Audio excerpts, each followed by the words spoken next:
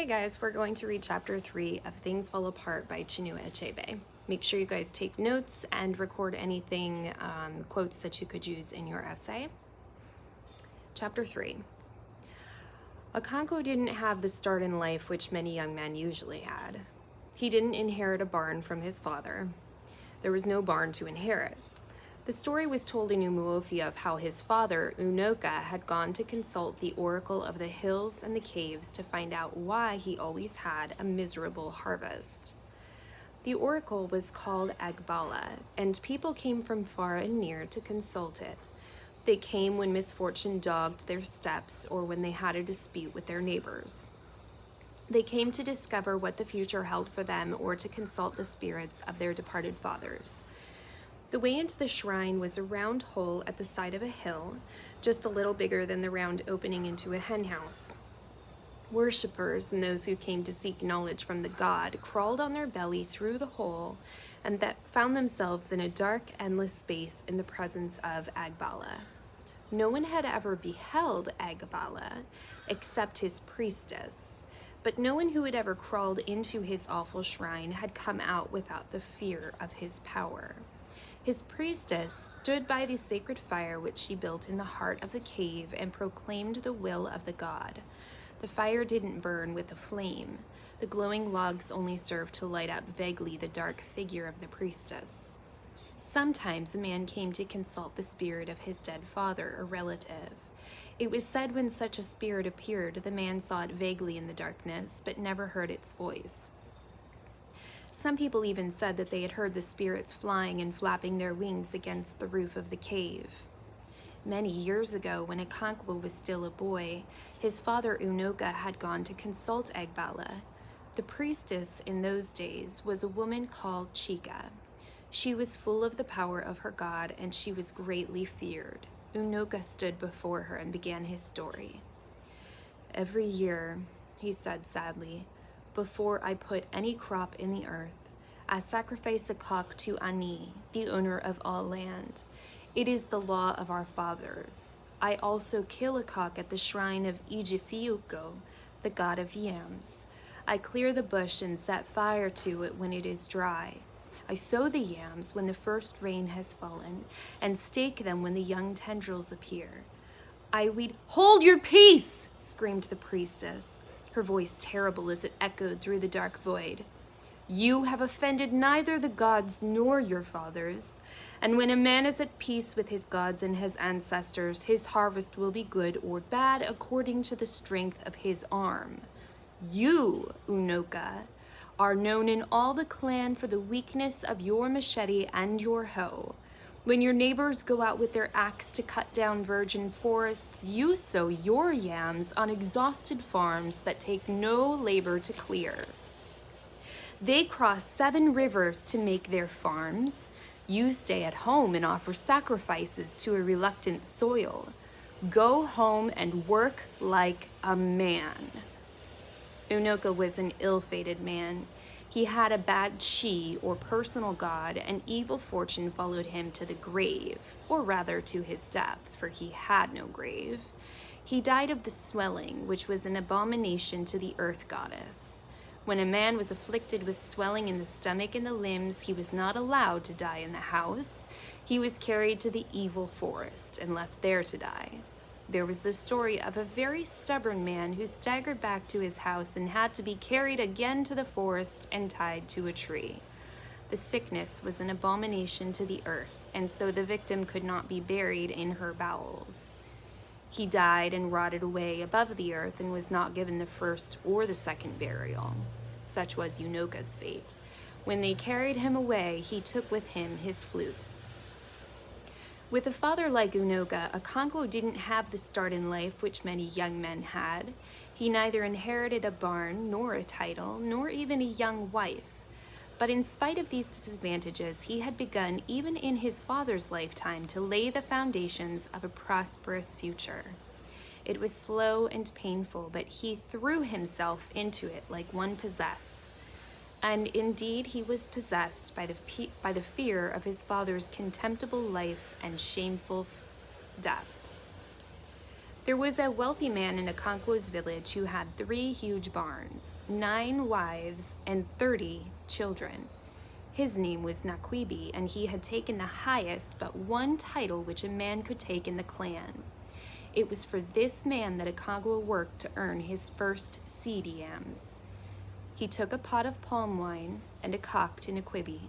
2 elderly neighbors were sent for, and Nakwibi's 2 grown-up sons were also present in his obi. He presented a kola nut and an alligator pepper, which were passed round for all to see, and then returned to him. He broke the nut, saying, "We shall all live. We pray for life, children, a good harvest, and happiness.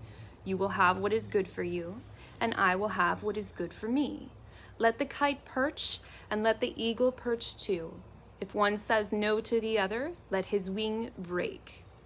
After the kola nut had been eaten, Okonkwo brought his palm wine from the corner of the hut where it had been placed and stood it in the center of the group.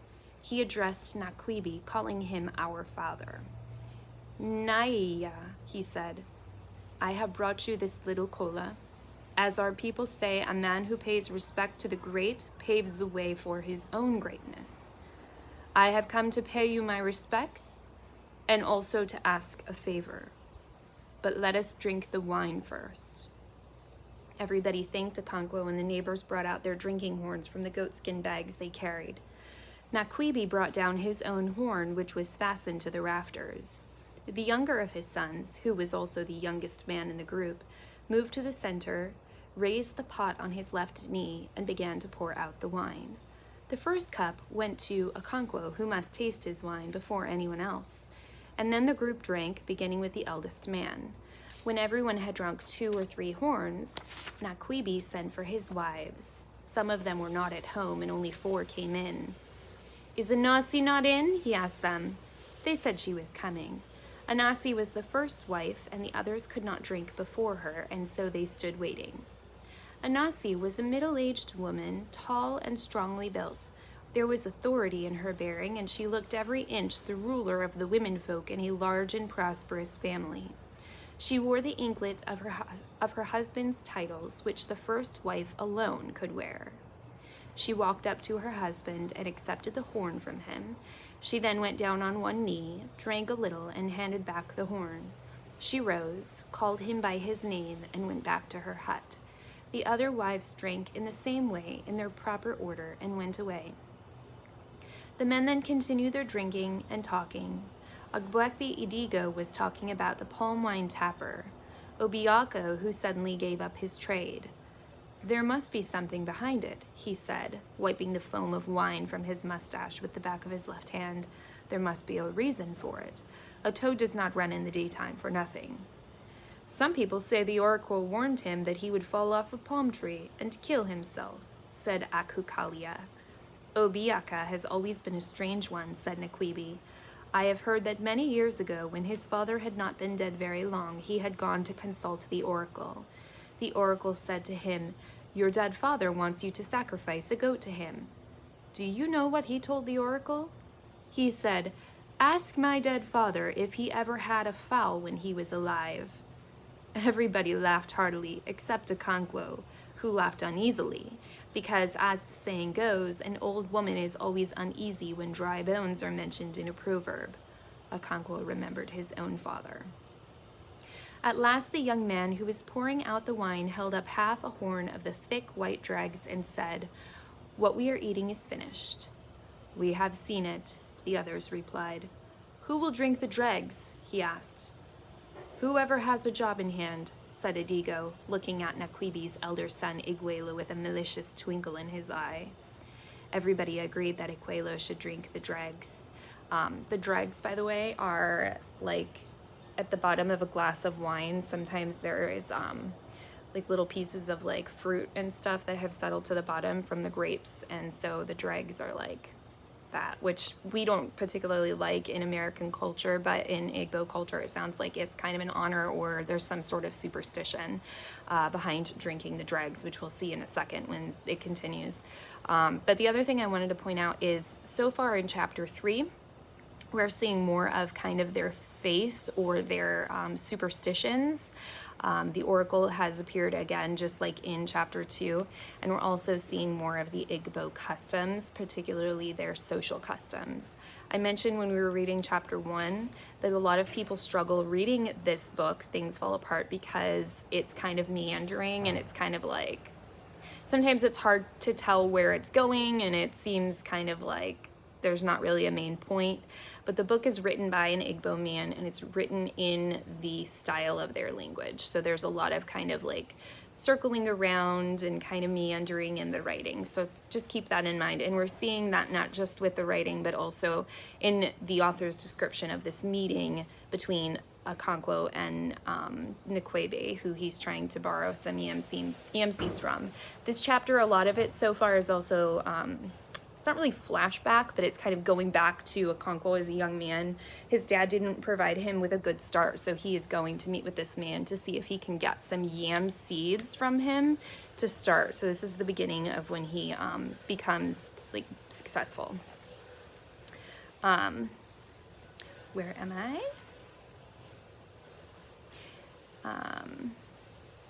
Everybody agreed that Egwelo should drink the dregs. He accepted the half-full horn from his brother and drank it. As Adigo had said, Egwelo had a job in hand because he had married his first wife a month or two before.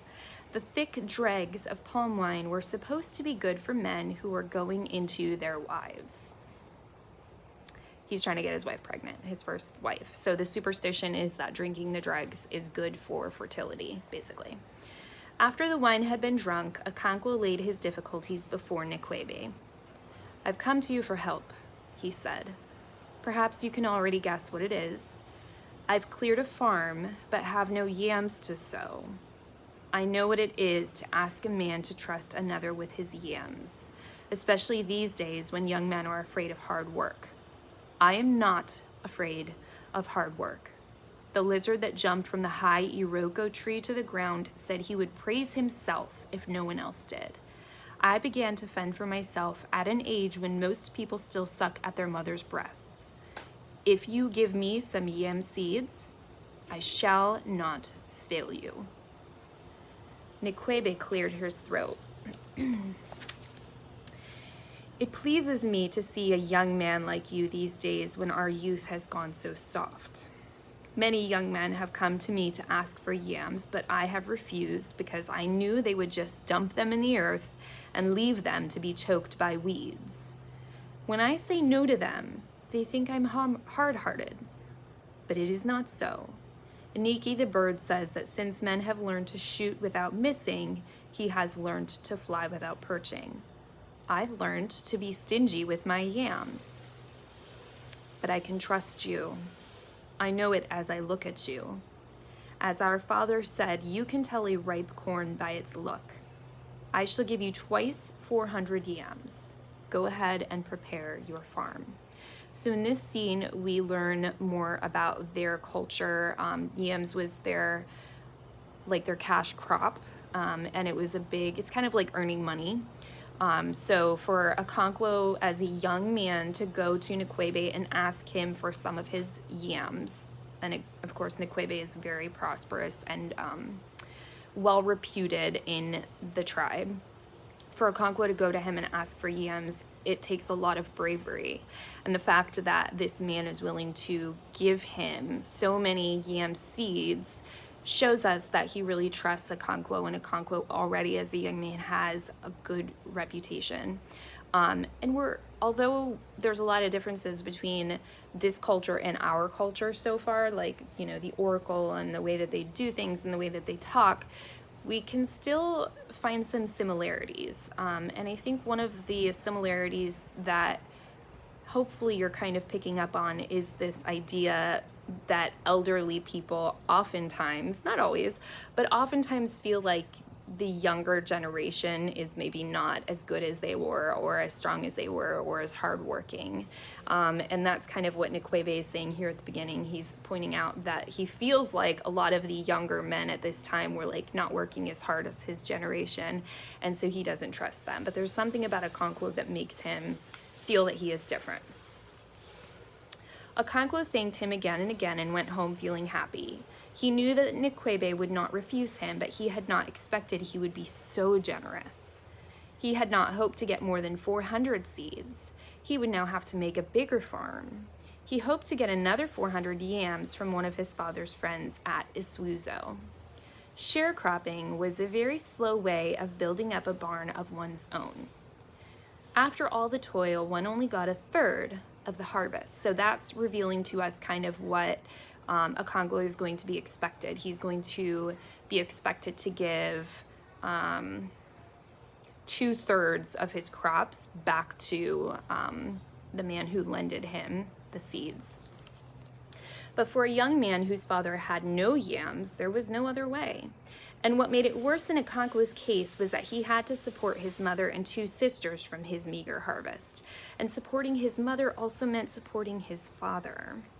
She couldn't be expected to cook and eat while her husband starved. And so at a very early age, when he was striving desperately to build a barn through sharecropping, Okonkwo was also fending for his father's house.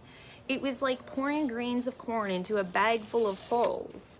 His mother and sisters worked hard enough, but they grew women's crops like cocoa, yams, beans, and cassava. Yam, the king of crops, was a man's crop. The year that Okonkwo took 800 yam seeds from Nkwebe was the worst year in living memory. Nothing happened at its proper time. It was either too early or too late. It seemed as if the world had gone mad. The first rains were late, and when they came, lasted only a brief moment. The blazing sun returned, more fierce than it had ever been known, and scorched all the green that had appeared with the rains. The earth burned like hot coals and roasted all the yams that had been sown. Like all good farmers, Okonkwo had begun to sow with the first rains. He had sown 400 seeds when the rains dried up and the heat returned. He watched the sky all day for signs of rain clouds and lay awake all night. In the morning, he went back to his farm and saw the withering tendrils. He had tried to protect them from the smoldering earth by making rings of thick sisal leaves around them. But by the end of the day, the sisal rings were burned, dry and gray. He changed them every day and prayed that the rain might fall in the night. The drought continued for 8 market weeks, and the yams were killed. I want to point out the beginning of a theme in this book. So a theme is kind of a recurring element or something that you notice is repeating throughout literature or throughout the story. And with Okonkwo, you're going to notice, if you keep your eyes open for it, that he is often associated with heat and dryness, aridness, I don't want to say infertility necessarily, but things that are dead and scorched and unable to thrive. So keep that in mind as you're reading. And this is kind of the beginning or the first glimpse of that, what happens to his first crop. Some farmers had not planted their yams yet. They were the lazy, easygoing ones who always put off clearing their farms as long as they could. This year, ironically, they were the wise ones. They sympathized with their neighbors with much shaking of the head, but inwardly they were happy for what they took to be their own foresight. I know that a lot of us are frustrated when we feel like we work really hard and then something unlucky happens and the people who are maybe slacking or not working as hard as us get a break, and what we did was not helpful in that particular situation. And I think that that's kind of what Okonkwo was experiencing. Okonkwo planted what was left of his seed yams when the rains finally returned. He had one consolation. The yams he had sown before the drought were his own, the harvest of the previous year. He still had the 800 from Nkwebe and the 400 from his father's friend. So he would make a fresh start. But the year had gone mad.